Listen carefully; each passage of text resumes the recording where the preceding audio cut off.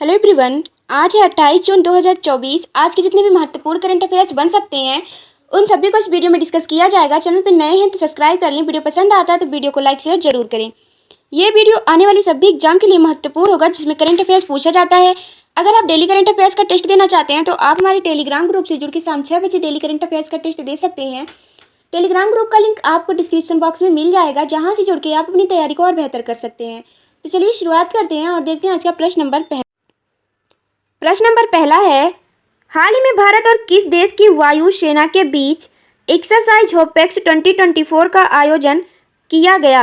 Option A Singapore, B मिस्र, सी Bangladesh, D Australia. इसका right answer है ऑप्शन बी मिस्र। व्याख्या देख लेते हैं। हाल ही में भारत और मिस्र के वायु सेनाओं के बीच होपेक्स 2024 का आयोजन किया गया। यह भारत और मिस्र के वायु सेनाओं के बीच चौथा संयुक्त अभ्यास था जिसका आयोजन मिस्र में किया गया था। इस युद्ध अभ्यास में भारत की ओर से राफेल विमान ने भाग लिया। इस युद्ध अभ्यास का उद्देश्य दोनों देशों के मध्य द्विपक्षीय और क्षेत्रीय सहयोग को बढ़ावा देना है। नेक्स्ट है प्रश्न नंबर दूसरा है, हाल ही में अंतर्राष्ट्रीय सौर गठबंधन का 100वां सदस्य कौन सा देश बना? Option A Paraguay, B Kenya, C Zimbabwe, D Uruguay. Right answer है ऑप्शन ए पराग्वे। व्याख्या देख लेते हैं। हाल ही में दक्षिण अमेरिका देश पराग्वे अंतर्राष्ट्रीय सौर गठबंधन का 100वां सदस्य बना। वर्तमान में कुल 119 देशों ने अंतर्राष्ट्रीय सौर गठबंधन फ्रेमवर्क समझौते पर हस्ताक्षर किए हैं, जिसमें 100 देशों ने इसकी सदस्यता की पुष्टि की है।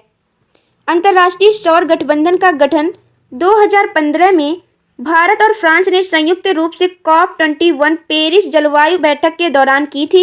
इसका मुख्यालय गुरुग्राम में स्थित है, हरियाणा के, जिसके वर्तमान महानिदेशक अजय माथुर हैं। नेक्स्ट है प्रश्न नंबर तीसरा है,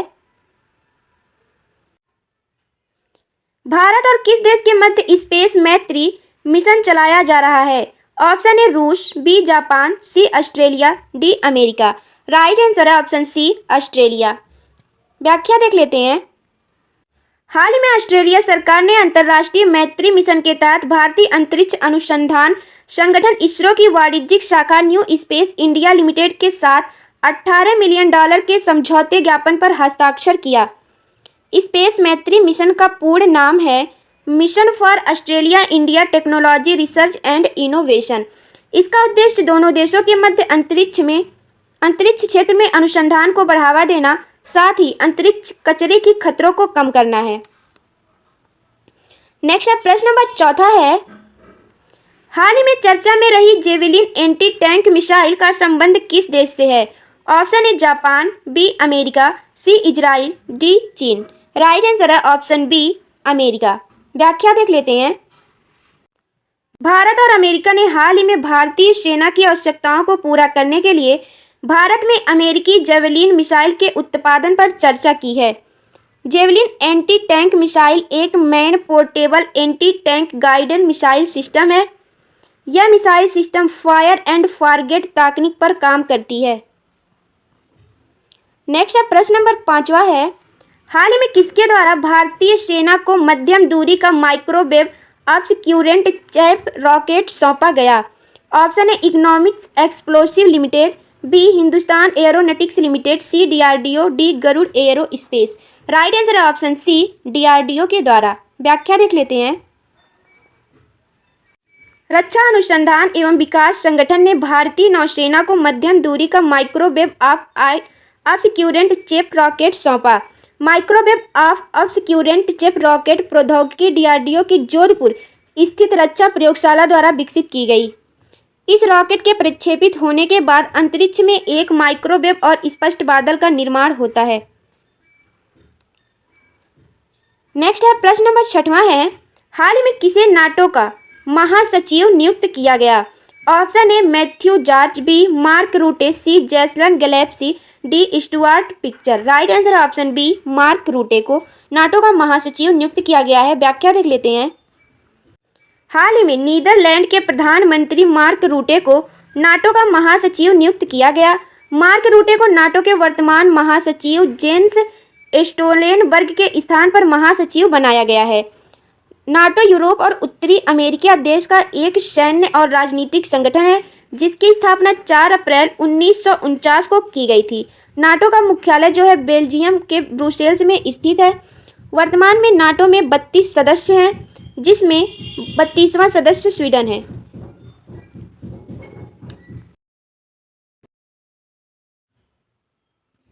नेक्स्ट क्वेश्चन है, प्रश्न नंबर 7वां है, प्रत्येक साल सूक्ष्म लघु एवं मध्यम उद्योग MSME दिवस कब मनाया जाता है? ऑप्शन ए 28 जून, बी 25 जून, सी 26 जून, डी 27 जून। राइट आंसर है ऑप्शन डी 27 जून को। व्याख्या देख लेते हैं। हर साल 27 जून को सूक्ष्म लघु और मध्यम उद्योग दिवस मनाया जाता है। सूक्ष्म लघु और मध्यम उद्योग दिवस 2024 की थीम है MSME एंड SDG। अप्रैल 2017 में संयुक्त राष्ट्र ने 27 जून को सूक्ष्म लघु और मध्यम उद्योग दिवस के रूप में नामित किया था। नेक्स्ट है, प्रश्न नंबर 8वां है, हाल ही में भारत का पहला Chadwick House navigation audit heritage या कैक संग्रहालय कहाँ खोला गया? Option A Thiruvananthapuram, B Shimla, C Mysore, D Bengaluru. इसका राइट आंसर है ऑप्शन बी शिमला में। भारत के नियंत्रक एवं महालेखक परीक्षक गिरीश चंद्र मुर्मू ने शिमला में Chadwick house navigating audit heritage या कैक संग्रहालय का उद्घाटन किया। यह संग्रहालय कैक की समृद्ध विरासत और राष्ट्र के शासन में योगदान को दर्शाता है। नेक्स्ट है, प्रश्न नंबर 9वां है, हाल ही में किस राज्य में स्थित बन्नेरघट्टा बायोलॉजिकल पार्क में दक्षिण भारत की पहली और देश की सबसे बड़ी तेंदुआ सफारी का उद्घाटन किया गया? Option A Karnataka, B Tamil Nadu, C Kerala, D Andhra Pradesh. इसका राइट आंसर है ऑप्शन ए कर्नाटक। व्याख्या देख लेते हैं।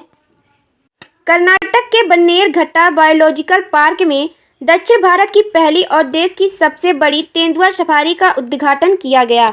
कर्नाटक के वन मंत्री ईश्वर खंडारे ने इस तेंदुआ सफारी का उद्घाटन किया। वर्ष 2006 में इस पार्क में भारत के पहले तितली बाड़े का उद्घाटन किया गया था। नेक्स्ट है, प्रश्न नंबर 10वां है, हाल ही में इंटरनेशनल डेयरी फेडरेशन IDF द्वारा पहले क्षेत्रीय डेयरी एशिया प्रशांत सम्मेलन 2024 का आयोजन कहाँ किया जा रहा है? ऑप्शन ए गुरुग्राम, बी नई दिल्ली, सी पुणे, डी कोच्चि। इसका राइट आंसर है ऑप्शन डी कोच्चि में। व्याख्या देख लेते हैं। हाल ही में कोच्चि में इंटरनेशनल डेयरी सम्मेलन एशिया प्रशांत 2024 का आयोजन किया जा रहा है। नेशनल डेयरी डेवलपमेंट बोर्ड्स इस सम्मेलन की मेजबानी कर रहा है। इस सम्मेलन का विषय है pharma centric innovation in dairy है। इस कार्यक्रम में 20 से अधिक देशों के 1000 से अधिक प्रतिनिधि और प्रतिभागी भाग लेंगे। नेक्स्ट क्वेश्चन है, प्रश्न नंबर 11 है, हाल ही में किस देश के द्वारा पशुओं द्वारा ग्रीन हाउस गैस उत्सर्जन के लिए पशुओं पर कार्बन उत्सर्जन टैक्स लगाने की घोषणा की गई? Option A Australia, B Denmark, C Sweden, D Britain. Right answer है इसका ऑप्शन बी डेनमार्क। व्याख्या देख लेते हैं। हाल ही में डेनमार्क ने पशुपालकों पर उत्सर्जित ग्रीन हाउस गैस के लिए टैक्स लगाने का निर्णय लिया है। इसी के साथ डेनमार्क पशुधन पर कार्बन उत्सर्जन टैक्स लगाने वाला पहला देश बन गया है। देश में बढ़ते उत्सर्जन को कम करने के लिए यह टैक्स लगाया जा रहा है। नेक्स्ट है, प्रश्न नंबर 12 है, हाल ही में पेन प्रिंटर प्राइज 2024 से किसे सम्मानित किया गया? Option A Madhumita Mugiya, B Maneka Srivastava, C Kalpana Awasthi, D Arundhati Roy. इसका right answer option D Arundhati Roy को पेन प्रिंटर प्राइज से सम्मानित किया गया है। व्याख्या देख लेते हैं। हाल ही में भारतीय लेखिका अरुंधति राय को पेन प्रिंटर प्राइज 2024 से सम्मानित किया गया है। 27 जून को उनके अडिग और अटल लेखन के लिए प्रतिष्ठित पेन प्रिंटर 2024 से सम्मानित किया गया। यह पुरस्कार 2009 में चैरिटी संस्था इंग्लिश पेन द्वारा स्थापित किया गया था, जो अभिव्यक्ति स्वतंत्रता की रक्षा करता है। नेक्स्ट है, हाल ही में भारत के नए गोल प्रमुख के अध्यक्ष कौन बने हैं? हाल ही में भारत के नए गोल प्रमुख गोल टूर ऑफ इंडिया के अध्यक्ष कौन बने हैं? ऑप्शन ए है Ravindra Saxena, B Tiger Woods, C Sunil Gavaskar, D Kapil Dev. Right answer option D Kapil Dev. व्याख्या देख लेते हैं। नेक्स्ट क्वेश्चन है, हाल ही में किस देश के द्वारा आतंकवाद से लड़ने के लिए अंजाम इस्तेकाम अभियान आरंभ किया गया? ऑप्शन है Pakistan, B Iran, C Israel, D America. इसका राइट आंसर है ऑप्शन ए पाकिस्तान। पाकिस्तान के द्वारा आतंकवाद से लड़ने के लिए आज़म इस्तेकाम अभियान आरंभ किया गया है। नेक्स्ट क्वेश्चन है, हाल ही में भारत के नए सेना उप प्रमुख कौन बने? Option A lieutenant general Prakash Sen, B lieutenant general Rajiv Saxena, C lieutenant general Rohit Arora, D lieutenant general N S. Raja Subramani. Right answer option D lieutenant general N S. Raja Subramani नए सेना के उप प्रमुख बने हैं। नेक्स्ट क्वेश्चन है,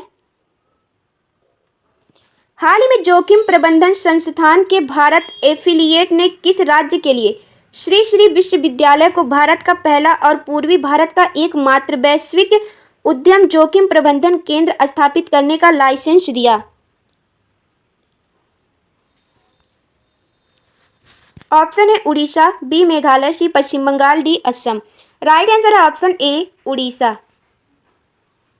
नेक्स्ट है, हाल ही में केंद्र सरकार द्वारा 5G स्पेक्ट्रम नीलामी से कितने हजार करोड़ रुपए जुटाने का लक्ष्य रखा गया? Option A 50,000 crore, B 76,000 crore, C 86,000 crore, D 96,000 crore. Right answer है ऑप्शन डी 96,000 करोड़। चलिए कुछ महत्वपूर्ण प्रश्नों का रिवीजन देख लेते हैं। हाल ही में चर्चा में रहा पेस्टर्न कर्व का संबंध किससे है? उत्तर है जीवन प्रत्याशा और प्रति व्यक्ति आय के बीच। नेक्स्ट है, हाल ही में यूरोपीय अंतरिक्ष एजेंसी ने किस देश के अंतरिक्ष एजेंसी के साथ एक संयुक्त अर्थ केयर मिशन लॉन्च किया? उत्तर है जापान एयरोस्पेस एजेंसी। नेक्स्ट है, हाल ही में 21वीं सांग्री-ला वार्ता शिखर सम्मेलन का आयोजन कहाँ किया गया? उत्तर है सिंगापुर में। 21वीं सांग्री-ला वार्ता शिखर सम्मेलन का आयोजन सिंगापुर में किया गया है। नेक्स्ट है, हाल ही में सांख्यिकी और कार्यक्रम कार्यान्वयन मंत्रालय द्वारा जारी आवधिक श्रम बाल सर्वेक्षण में सबसे अधिक बेरोजगारी दर वाला राज्य कौन सा रहा? उत्तर है केरल। सांख्यिकी और कार्यक्रम कार्यान्वयन मंत्रालय द्वारा जारी आवधिक श्रम बाल सर्वेक्षण में सबसे अधिक बेरोजगारी दर वाला राज्य केरल है। नेक्स्ट है, हाल ही में किस देश के द्वारा जिबूती फ्रेंडली मस्कीटो प्रोग्राम के तहत आनुवांशिक रूप से संशोधित जीएम मच्छरों को छोड़ा जा रहा? उत्तर है Djibouti. Djibouti friendly mosquito program के तहत आनुवांशिक रूप से संशोधित जीएम मच्छरों को छोड़ा जा रहा है। इस प्रश्न का आंसर आप सभी को कमेंट बॉक्स में बताना है। प्रत्येक वर्ष विश्व ड्रग दिवस किस दिन मनाया जाता है? ऑप्शन है 27 जून, बी 26 जून, सी 24 जून या डी 25 जून। इसका राइट आंसर क्या होगा आप सभी को कमेंट बॉक्स में बताना है। आज के वीडियो में बस इतना ही। वीडियो पसंद आया तो वीडियो को लाइक करें, चैनल को सब्सक्राइब करें। डेली करंट अफेयर्स के लिए आप हमारे टेलीग्राम ग्रुप से जुड़ सकते हैं, जिसका लिंक आपको डिस्क्रिप्शन बॉक्स में मिल जाएगा, जहां से जुड़ के आप अपनी तैयारी को और बेहतर कर सकते हैं। आज के वीडियो में बस इतना ही। मिलते हैं कल नेक्स्ट वीडियो में, तब तक के लिए जय हिंद।